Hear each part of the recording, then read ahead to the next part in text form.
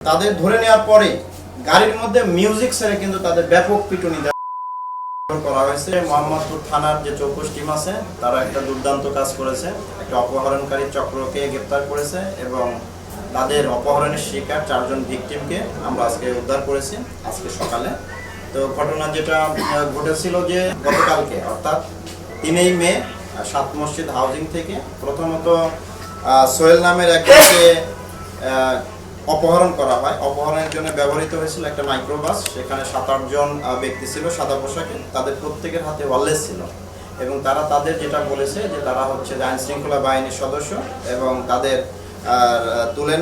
তুলে নিয়ে এরপরে পরবর্তীতে অল্প সময় পরে একই জায়গা থেকে সেলিম এবং সাইফুল নামে আরও 2 জনকে তুলে নেয়।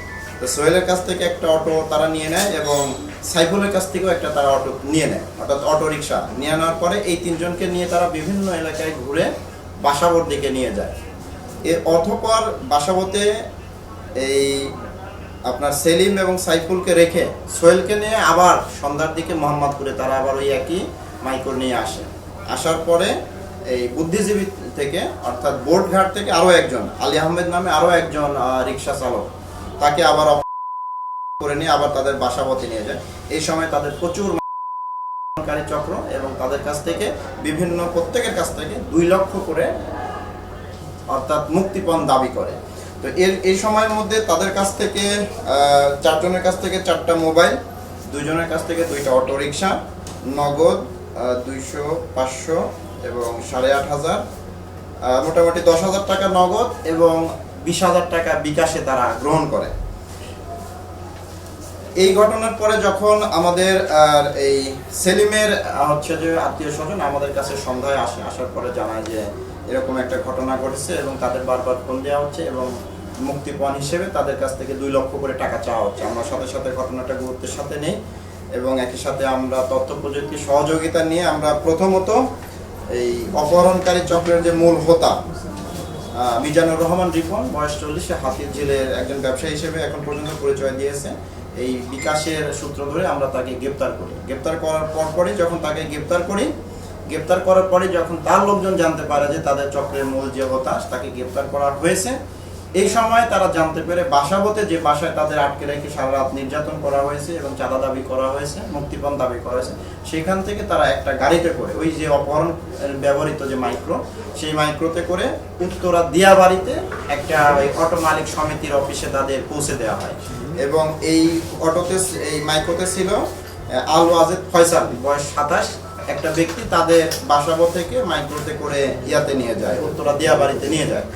তো আমরা যখন তথ্য প্রযুক্তির সহযোগিতা এবং আমরা অন্যান্য সোর্সের মাধ্যমে জানতে পারি, আমরা উত্তরা দিয়াবাড়ি থেকে ফয়সাল সহ আমরা এই 4 জনকে উদ্ধার করি এবং ফয়সালকে আমরা গ্রেপ্তার করে আনার পরে আমরা তাদের ব্যাপক জিজ্ঞাসাবাদ করি। জিজ্ঞাসাবাদের ক্ষেত্রে তারা জানায় যে তাদের এই চক্রে 7-8 জন সদস্য ছিল এবং তাদের কাছে ওয়্যারলেস ছিল। তো এটা সম্ভবত বাসাবো যে বাসা অপহরণ করেছিল, আমরা সেখানে টিম পাঠিয়েছি, সেখান থেকে হয়তো আমরা এই সরঞ্জামগুলো উদ্ধার করতে পারবো। ওই চক্রের সদস্য কতজন ছিল? তাদের কথা মতে এবং যারা অপহরণের শিকার হয়েছে তাদের কথা মতে 7 থেকে 8 জন ছিল। এদের প্রিভিয়াস কোনো অপরাধের রেকর্ড? পাশাপাশি এই ধরনের ঘটনায় তো যদি মুক্তিপণ না দেয় অনেক সময় হত্যাও করে, এই ঘটনাগুলো তারা ঘটিয়েছে কিনা? তাদের ধরে নেওয়ার পরে গাড়ির মধ্যে মিউজিক ছেড়ে কিন্তু তাদের ব্যাপক পিটুনি করা হয়েছে এবং তাদের থেকে প্রত্যেকের থেকে 2 লক্ষ টাকা করে মুক্তিপণ চেয়েছে। এর মধ্যে একজন তো নগদ বিকাশে 20,000 টাকা কিন্তু ইতিমধ্যে প্রেরণ করেছে, যেটা আবার তারা এটা তুলেও নিয়েছে। তো যখনই তারা যখন টাকা পয়সা চাচ্ছিল তখনই তো আমাদের কাছে আলহামদুলিল্লাহ আমাদের কাছে তথ্য আসে, আমরা ইনস্ট্যান্টলি খুব দ্রুত সময়ের মধ্যে যে মূল হোতা এই যে মিজানুর রহমান রিপন তাকে গ্রেফতার করি। ফলে হচ্ছে কি আর টাকা পয়সার লেনদেনের বিষয়টা আর আসে না, কিন্তু তারা ব্যাপক মারধরের শিকার হয়েছে। আপনারা ভিকটিমের শরীর চেক করে দেখবেন, যাদের একদম মাথা থেকে পা পর্যন্ত 24 ঘন্টা বেধড়ক পিটানো হয়েছে এবং প্রত্যেকের শরীরে কিন্তু কালোশিরা দাগ ছিল এবং প্রত্যেকের মুখে হচ্ছে কস্টেপ দিয়ে তার মুখ বন্ধ রাখা হয়েছিল যাতে আঘাতের সময় চিৎকার করতে না পারে। ভাই, যাদেরকে গ্রেফতার করছেন প্রিভিয়াস কোন অপরাধের রেকর্ড কি পাইছেন? না, আমরা প্রিভিয়াস অপরাধের রেকর্ড এখন পর্যন্ত তাদের অপরাধের রেকর্ড পাইনি। আমরা আবার তাদের সংশ্লিষ্ট থানায় জিজ্ঞাসাবাদ করব, যদি অপরাধের রেকর্ড থাকে আমরা আপনাদের আবার জানাতে পারবো। এই 2 জন ব্যক্তিকে কোন জায়গা থেকে গ্রেফতার করলেন? একজনকে তো ওই যে হাতির ঝিল থেকে, যখন সে কিন্তু এটার চক্রের মূল হোতা ছিল, এই যে মিজানুর রহমান রিপন, সেই কিন্তু ওই ওনাদের ফোনে ওই যে টাকাটা নিছে হচ্ছে সোহেলের কাছ থেকে। সোহেলের বউ সোহেলের ফোনে টাকা পাঠায়, এই মিজানুর রহমান নিপুণ সোহেলের ফোন থেকে তার নিজের নাম্বারে টাকাটা পাঠায় মার্চেন্ট অ্যাকাউন্টে।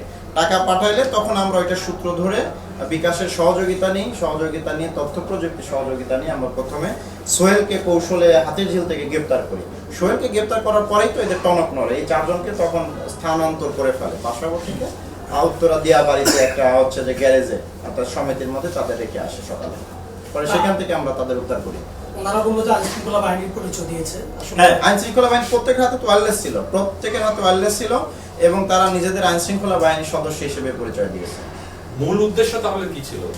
এখন পর্যন্ত আমরা যেটা দেখতেছি যে মূল উদ্দেশ্য হচ্ছে তাদের এদের ধরে নিয়ে গিয়ে এদের কাছ থেকে বিভিন্ন যে মুক্তিপণ আদায় করা। ইতিমধ্যে তো 20,000 টাকা তারা বিকাশে নিয়েছে, আর আমরা বললাম যে 4টা মোবাইল নিয়েছে, 2টা অটো রিক্সা তারা নিয়েছে, এবং প্রত্যেকের কাছ থেকে নগদ হাতে 4 জনের ছিল 10,000 টাকা, সেইটা তারা নিয়েছে।